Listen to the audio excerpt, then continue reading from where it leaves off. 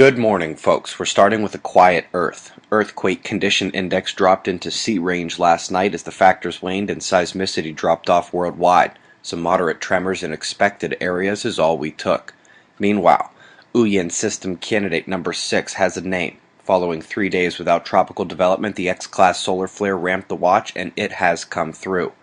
While the low to the north might appear to have the stronger drive, the moisture overlay demonstrates where a ton of the energy in that southern storm can be found. It should dissipate at sea, however. South of that, the rain lingers in New Zealand, but the convergence line drawn across central and southeastern Australia could be a dangerous one today. Maybe even a tornado will drop over the next 48 hours.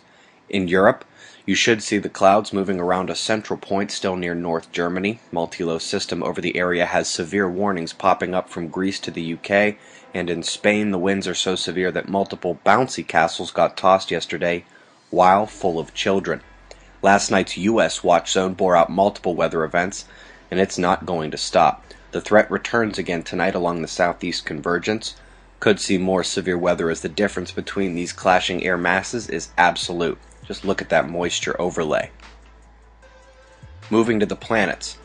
Note Earth and Mars lined up from this point of view, and when I tilt, you'll see that Uranus is still in minor opposition position of Mars. Other interesting positions today include a heliocentric conjunction of Pluto and Venus, lining up from the Sun's point of view, and at the same time, we turn to see Saturn in heliocentric opposition of Mercury on exact opposite sides of the Sun. Last tilt we're going to do takes us into the future. All the geometries we've seen are taking place right now, but all eyes are looking forward to May. As the 10th rolls around, we'll have Venus and Mars on the opposite sides of Earth in geocentric opposition, with Ceres almost in line as well. But during that time, the prime alignment, Saturn, will geocentrically oppose the Sun. That's a big day. Solar flaring remained low overnight, but with a hope for an uptick this week. The Earth-facing disk is relatively clear, but the incoming sunspots have size. Still waiting to diagnose their complexity, but I'm actually quite bullish on that smaller group out front of them as well.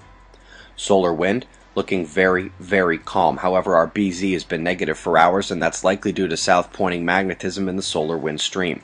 Our sensitive meters are showing either some rambunctious density waves or a sector boundary.